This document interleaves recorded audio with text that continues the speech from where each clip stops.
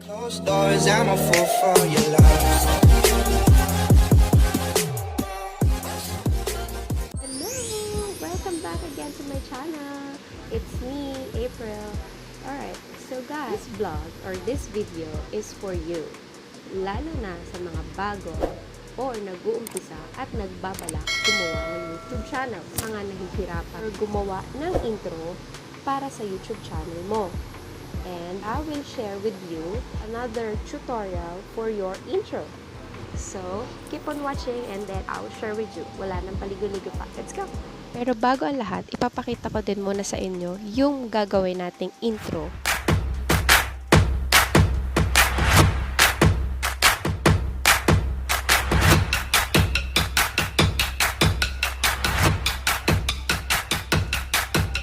So, I'll share with you now how you create your intro. This will be quick and easy. As usual, ang gamit ko lagi is Kinemaster. Alright, so we'll create a new project and click 16:9 as usual para fit siya sa ating YouTube channel. Then, first of all, we have to click the settings and go to this side, editing, and we'll choose the duration of photo clip to 0.1. Then click the fill in screen mode and click the upper right check. This is the time you need to choose your photos. And take note, for this intro you have to put all your photos like 50. Pwede na rin sigurong 40.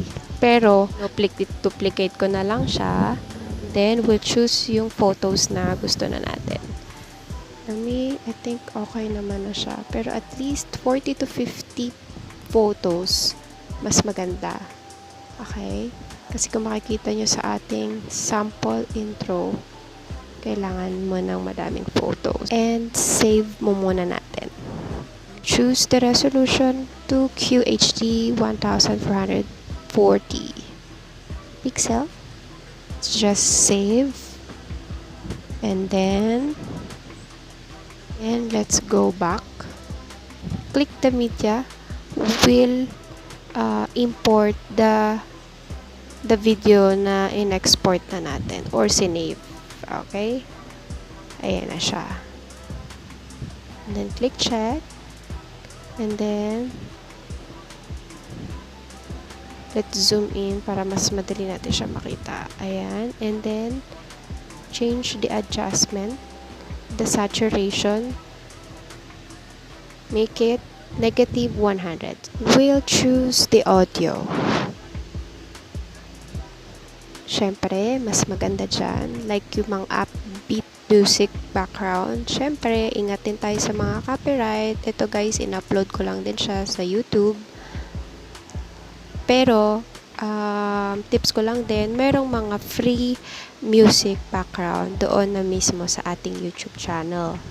Pag ikaw ay nag-upload ng video mo or ng vlog, meron na silang mga option or downloadable na music background mo. Para iwas na rin tayo sa mga copyright videos or music. Okay? So, I'll choose this one. Okay? Click 3 seconds. Okay? Click the layer. And click the text. Say my name or your vlog name. For me, kasi pangalan ko lang din naman yung lalagay ko.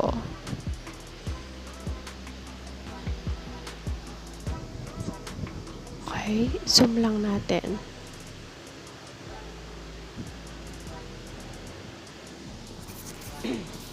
I-adjust natin yung laki.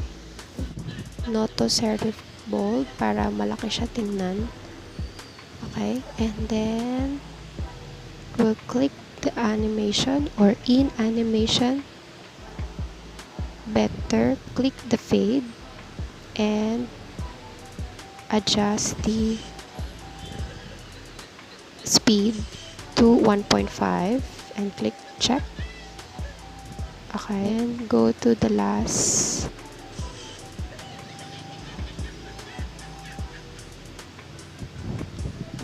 And then, pantayin natin yung mga text and doon sa video. Then from here, click the key dito, yung nasa middle sa left side. Then, balik ulit tayo sa umpisa ng text. Tsaka natin siya i-zoom out. Ayan, papaliitin. Yan yung magiging effect natin mamaya.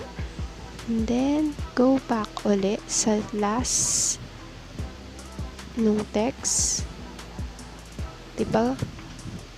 Inin na natin siya. So, i-zoom out naman natin. Yan yung magiging effect. Then, click check. Okay. So, okay. Let's proceed to the next step. On the 5th or pang 5 seconds, 5 or 6 seconds. Ayan. Click natin siya and select the layer. We're going to add an additional effect, the black and white. So click image, the black, and click the upper right, itong naka-box for split screen, and choose this one para full screen siya and check. Okay, and click natin ulit yung inad nating solid color and click the alpha, the opacity. Ayan, bawasan lang natin, pass natin to 75 para dun sa effect na nakita natin kanina sa sample intro. Then, we have to click the media and select image. For me, mas maganda yung black para mas kitang-kita yung pangalan natin. Make it 6 seconds yung ating duration nitong black background. Ayan, pwede na siya. And, pagdali natin siya dito sa unahan ng black background. And select the layer. We'll add the text or your blog name. For me, ilalagay ko siya all capital letter. And select the font style. Again, yung pinili natin kanyan, the Noto Serif Bold. And zoom out natin. We'll add for this background para dyan sa ating text. So, i-import natin yung video na ating upload. This one. Okay. I-fit in lang natin siya. Ayan.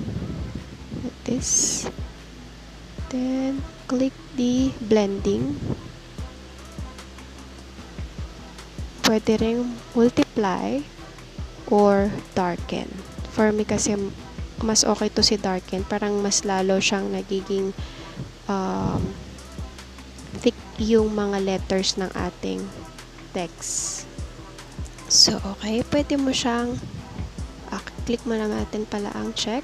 Then, para ma-move natin yung picture para mas maganda yung outcome ng ating nababasa siya. Okay. Ayan, I think. Ayan, let's see. And before that, ayan, make sure na naka-align lahat ng black background and the text para mas maayos. Let's see. O, diba? Ang ganda. Then, I think we have to reduce the volume ng ating music. Click the volume envelope. We'll reduce pababa ng pababa para kasi pa-end na intro natin. So, kailangan na natin ng mas lessen yung volume ng ating music. Okay? Dito pala sa text, sorry guys. It should be out na tayo kasi 'di ba pa-end na tong video. So click natin yung number 2. Okay, same thing din dito sa video background ng ating text. It should be out animation. Click fade and click the last option. Okay, let's see the result again.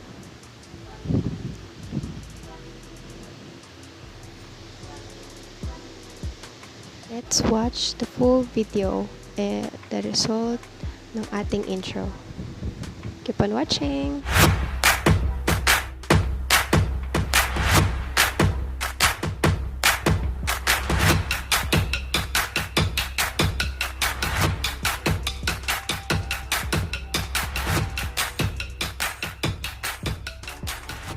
Sana nagustuhan nyo and makadagdag at makatulong ito sa inyong paggawa ng bagong YouTube channel or kung ikaw ay bago dito sa YouTube.